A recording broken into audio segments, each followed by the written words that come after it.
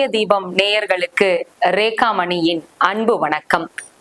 கார்த்திகை மாதத்தின் சிறப்புகளை எல்லாம் இன்றைய தினம் நாம் பார்க்க இருக்கிறோம்.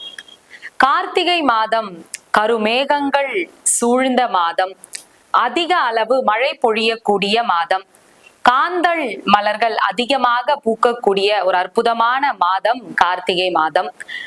நவம்பர் மாதம் 16ஆம் தேதியிலிருந்து டிசம்பர் மாதம் 15ஆம் தேதி வரைக்கும் இருக்கக்கூடிய இந்த மாதம் கார்த்திகை மாதம். கார்த்திகை என்றாலே பொதுவாக ஐயப்ப பக்தர்களுக்கு உரிய மாதம் என்று சொல்வார்கள்.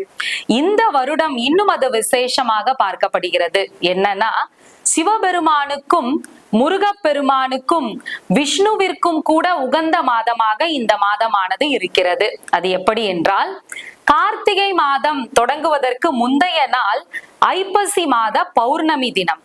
ஐப்பசி மாத பௌர்ணமி திதியில் சிவபெருமானுக்கு அன்னாபிஷேகமானது நடைபெறும். அடுத்த நாள் முருகப்பெருமானுக்கு உகந்த கார்த்திகை திதியில் வருகிறது. அப்படி இந்த 2 நாட்களும் சிவபெருமானுக்கும் முருகப்பெருமானுக்கும் உகந்த நாட்களாக பார்க்கப்படுகிறது. அது மட்டும் தானா அப்படின்னா, கார்த்திகை மாதத்தினுடைய முதல் நாளே சனிக்கிழமையில் வருகிறது, மகாவிஷ்ணுவிற்கு உகந்த நாள். இப்படி 3 தெய்வத்தையும் ஒரு சேர நாம் வணங்கக்கூடிய அற்புதமான வாய்ப்பு இந்த மாதம் துவக்கத்திலேயே நமக்கு அமைகிறது. அதனால் எந்த வருடமும் இல்லாத வகையில் இந்த வருடம் இந்த கார்த்திகை மாத பிறப்பானது நமக்கு இரட்டிப்பு பலன்களை வழங்கக்கூடியது. எந்த ஒரு செயல் செய்தாலும் நமக்கு ஏற்படும் நன்மையானது பல மடங்காக இந்த மாதத்திலே உயர இருக்கிறது. பொதுவா கார்த்திகை மாதத்துல காலையும் மாலையும் விளக்கேற்றி வழிபடுவது ரொம்ப விசேஷம்.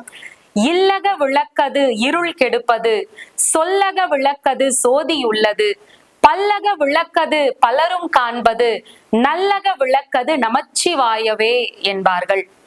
இருளை அகற்றி ஒளியை பரப்பக்கூடிய அற்புதமான ஒரு மாதம் கார்த்திகை மாதம். தினமும் விளக்கேற்ற முடியவில்லை என்றாலும் கூட துவாதசி, சதுர்தசி, பௌர்ணமி அன்று விளக்கேற்றி வழிபடுவது ரொம்ப விசேஷம்.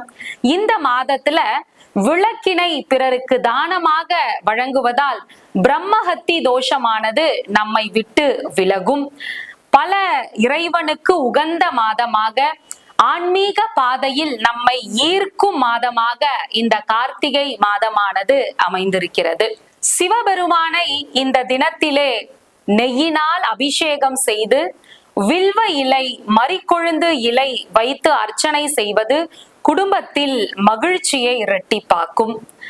சிவபெருமானுக்கு சோமவார அர்ச்சனையும் அபிஷேகமும் ரொம்ப பிடிக்கும். திங்கட்கிழமை சிவபெருமானை எண்ணி விரதம் இருந்து சங்காபிஷேகம் செய்வது ரொம்ப விசேஷம். சங்கில் புனித நீரை பரப்பி அதை கங்கை நீராகவே பாவித்து செய்யக்கூடிய அற்புதமான அபிஷேகம் சங்காபிஷேகம். இந்த அபிஷேகத்தில் கலந்து கொள்வதாலும் இதற்கு தேவையான பொருட்களை வாங்கி தருவதாலும் அசுவமேத யாகம் செய்த பலனை நமக்கு வழங்கும். கார்த்திகை மாத பௌர்ணமி அன்று சந்திரன் பூமிக்கு மிக அருகில் வரக்கூடிய ஒரு தருணம். அந்த தருணத்தில் சிவபெருமானும் பார்வதி தேவியும் அர்த்தநாரீஸ்வரராக இருந்து நமக்கு அருள் பாலிப்பார்கள். ஒவ்வொரு ஞாயிற்றுக்கிழமையும் நாம் இறைவனை எண்ணி விரதம் இருக்கின்ற பொழுது நவகிரக தோஷமானது விலகும். சிவபெருமானினுடைய அருள் முழுவதுமாக கிடைக்கும். யம பயம் ஒவ்வொருவரை விட்டும் நீங்கிவிடும். விஷ்ணுவை இந்த மாதத்தில் வழிபட்டால், அதுவும் துளசி இலை வைத்து அர்ச்சனை செய்து வழிபடுகின்ற பொழுது ஒவ்வொரு துளசி இலையும் ஒரு அசுவமேத யாகம் செய்த அளவிற்கு பலனை நமக்கு தரக்கூடியது. கார்த்திகை ஏகாதசி தினத்திற்கு அடுத்த நாள் துளசி தேவியை மகாவிஷ்ணு திருமணம் செய்து கொண்டதாக வரலாறுகள் கூறுகிறது. அப்படி திருமணத்திற்காக காத்திருக்க கூடியவர்கள் அன்றைய தினம் கார்த்திகை ஏகாதசி தினத்தன்று மகாவிஷ்ணுவை மனதார வழிபட வேண்டும். துளசி தேவியை அவர் திருமணம் செய்து கொண்ட தினமாக இருப்பதால் நெல்லியினுடைய அவதாரம் இல்லையா மகாவிஷ்ணு, நெல்லி மரத்தின் கீழ் துளசி செடியை வைத்து பூஜை செய்யலாம்.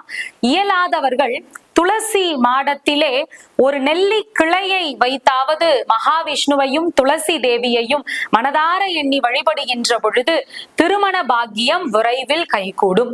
முருகப்பெருமானை இந்த மாதத்திலே வணங்குவது இன்னும் விசேஷம். பொதுவா முருகனுக்கு உகந்த நட்சத்திரங்கள் அப்படின்னா விசாகமும் கார்த்திகையும். வைகாசி விசாக தினத்தன்று முருகப்பெருமான் பிறந்ததால் விசாக நட்சத்திரம் அவருக்கு உரிய நட்சத்திரமாக இருக்கிறது. அதே போல கார்த்திகை நட்சத்திரம் முருகப்பெருமானுக்கு ரொம்ப விசேஷம்.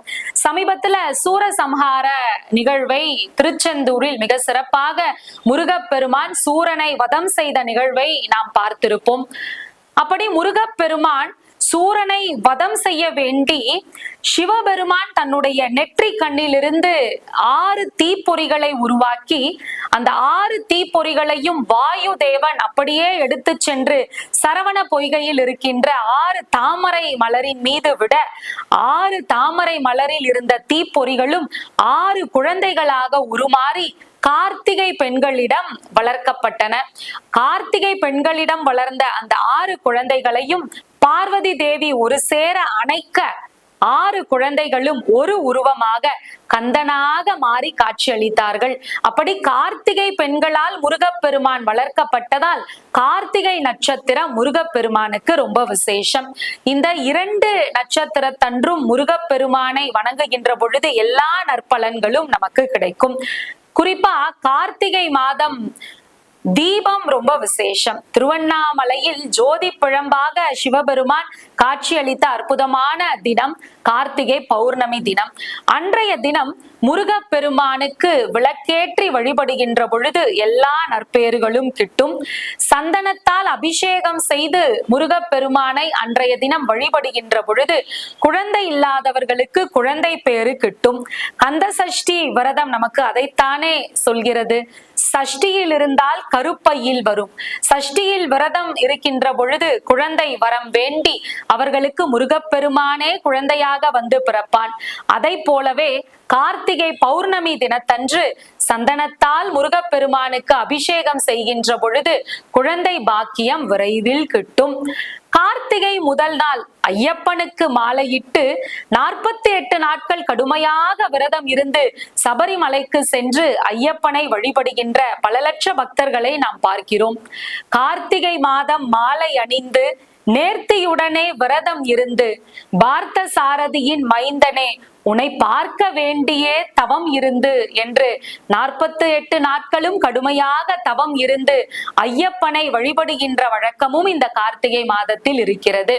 அப்படி எல்லா இறைவனினுடைய அருட்பேற்றையும் முழுவதும் தாங்கிய இந்த கார்த்திகை மாதத்திலே அவரவர் விருப்பப்படி இறைவனை வணங்கி இறைவனினுடைய அருளை முழுவதுமாக பெறுவோம்.